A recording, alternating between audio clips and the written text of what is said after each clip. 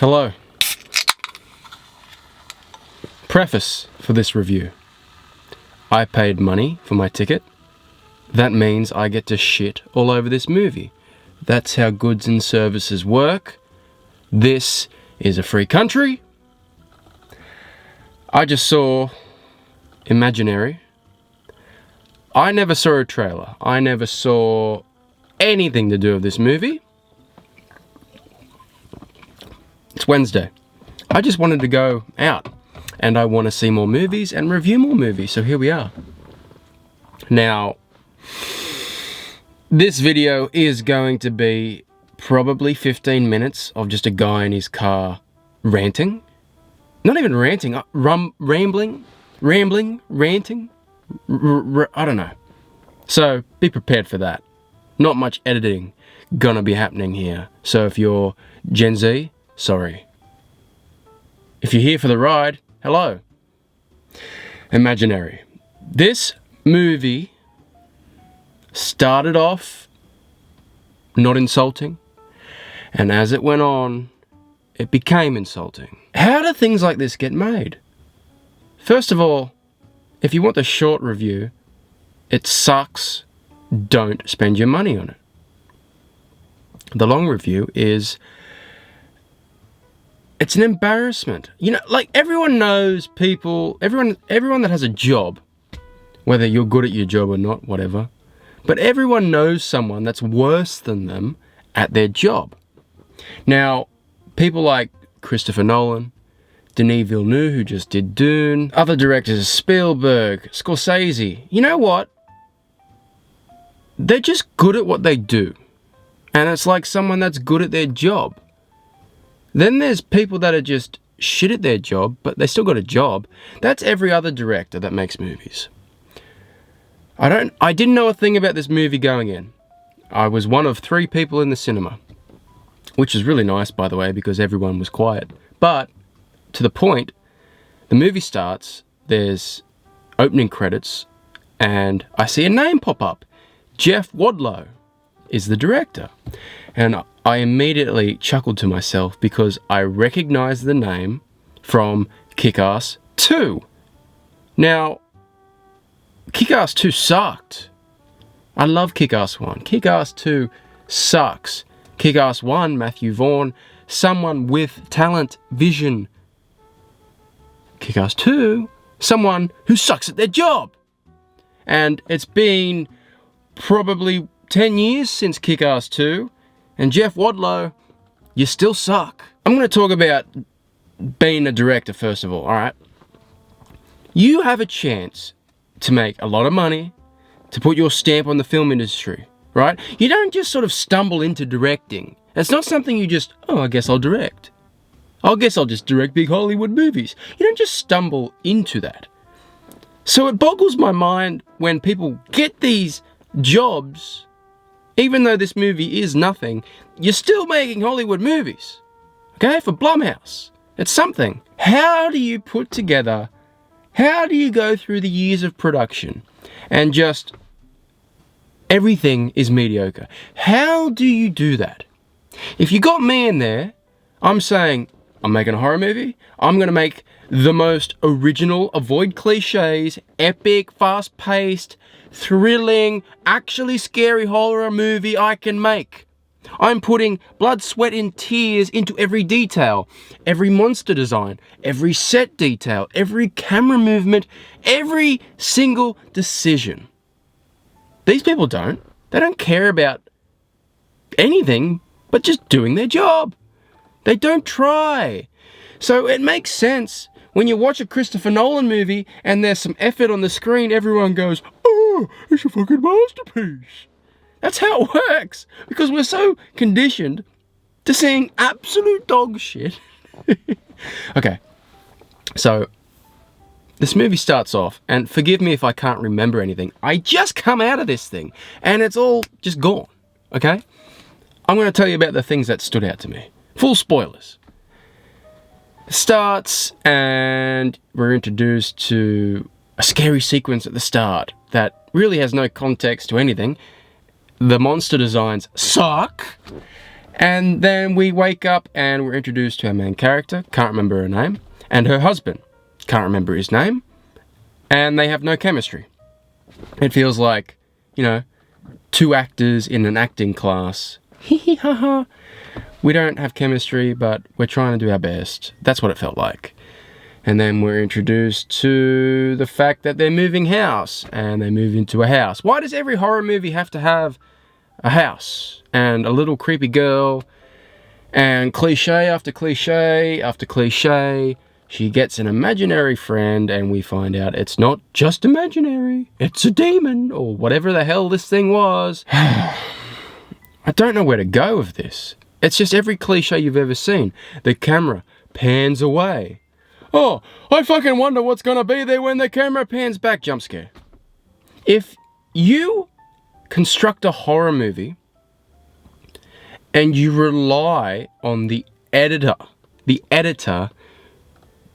to make big loud noises to get a reaction out of an audience, like if your only job on the day of photography is just to film things and not actually create atmosphere, you fucking failed from the start.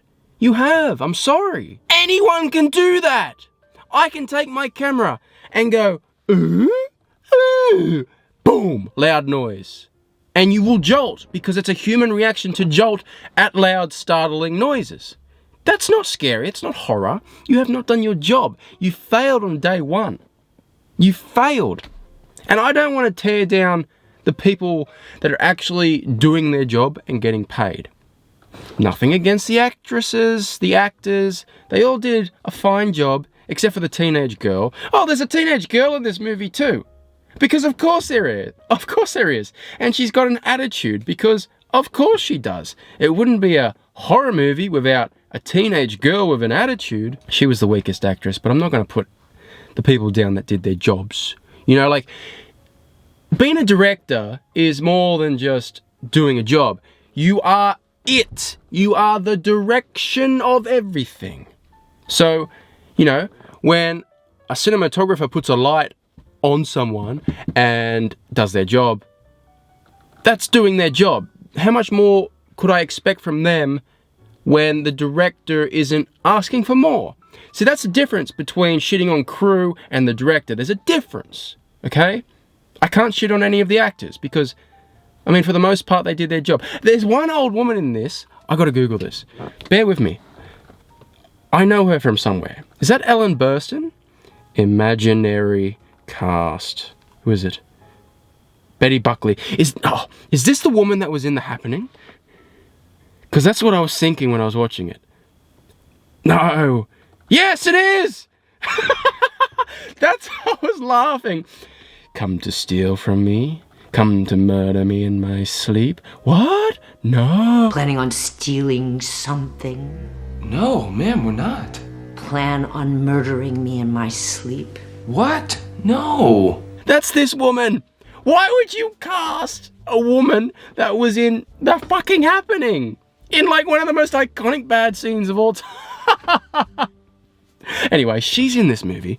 She's an exposition machine. And then she turns heel at the very end of the movie and then gets fucking obliterated by some big prosthetic bear suit. We don't even see it. This movie's rated PG-M, by the way. Like, there's no blood. There's nothing tactical, visceral about any of the violence. There is no violence in this fucking movie. Where was I? Oh yeah, I'm shitting on the director. I'm shitting on you, Jeff. You suck. Everyone else did their job. What happens next? Well, the husband, he has to go away, so they take him out of the story. This movie has 3 writers, by the way. 3 fucking writers. 3 adult men that probably got paid a lot of money. Nothing happens in this movie. It's scene after scene of this woman walking around her goddamn house. Why are horror movies all like that? I saw a movie maybe last year I saw it, Malignant. I saw that Malignant got trashed. Bad reviews. Malignant's a horrible movie. Malignant is stupid as hell, but James Wan has vision. And even if the movie was dumb, it was entertaining. I was never bored watching that. This movie here, there's no vision, there's no character, there's no identity behind anything. It's boring as batshit. I'm there tapping my foot. I wanted to leave. I was that bored. And let's skip around to the ending. This movie has more endings than Return of the King. It ends and then it comes back, and then it ends and it comes back. You gotta earn multiple endings. You can't just fucking keep dragging on. You gotta earn that. You didn't earn that, Imaginary. Alright, let's go back. Conceptually, a teddy bear. It's been done. Why are we doing this shit again? Why, Jeff Wadlow? Jeff Wadlow wrote this too, so this is your fucking movie. You're not getting away with this. What else happened in this damn thing? So yeah, like, the imaginary friend is trying to get the little girl. It's possessed the little girl, almost. It's trying to get her to, like, open a portal to his world. Why do fucking demons in movies fuck with people? Why do they do that? Like, can we make a movie, a horror movie, where there's smart characters? Like, some of the characters in this movie, fucking, they're talking to bed sheets thinking there's a girl underneath them, when clearly there's not. They're not acting in a way that makes sense. Why can't characters just be smart? And why do demons fuck with people? Like, why are you just peeking behind their shoulder when they're not looking, or changing the face of a photograph no one sees except the audience? Why do filmmakers do this? Critics have been shitting on horror movies for fucking decades now for the same shit. Do you not learn? Do you not realize we see through it? Is this movie just tailor-made for the dumb blonde bimbo that goes and watches it opening night with her stupid drug lord boyfriend? Is that what this movie is? I feel like that's all this is. People with low IQs. Where was I? I don't know. I've forgotten the movie. It's just nonsense until the end. Then the ending. Let's get into the ending. So the little girl disappears through the portal. They don't know it yet. Then the old happening bitch comes through. Listen to me.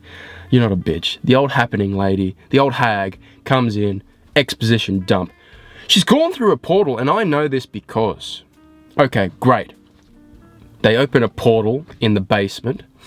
By the way, this portal, it has neon lighting around the portal, and it makes an electronic, like, buzzing sound when the portal comes alive. Like, it's a fucking otherworldly portal. Couldn't we get some sound design to suggest that? Not just... It's like you're turning on a fucking vending machine. And then they go through this portal, and... I mean, someone had fun with the set design here, but it's just like some checkerboard, multiple door Scooby-Doo shenanigans shit with blue lights. And they go through a door. Oh, this is the wrong door. Oh, they got separated. Big scary bear with a big shit prosthetic fucking costume. Like, who looked at this prosthetic and said, that's the one? And then it's a dream within a dream. We think it's ending, and then, no, we're still in the creepy dimension. And then they get attacked by a different monster that looks just as stupid. And then they're trying to escape, and this is so dumb. This movie is dumb. Look, at the end of the day, they escape. You know they're gonna fucking escape. They burn the monster. I bet there's a subplot where the little girl in the movie has a scar on her arm, burn marks. They don't explain what happened, but the little girl is afraid of fire. And she's the one to burn the demon at the end. Set up, payoff. I bet the writers were stroking each other's cocks in the writing room. Guys, we're so clever.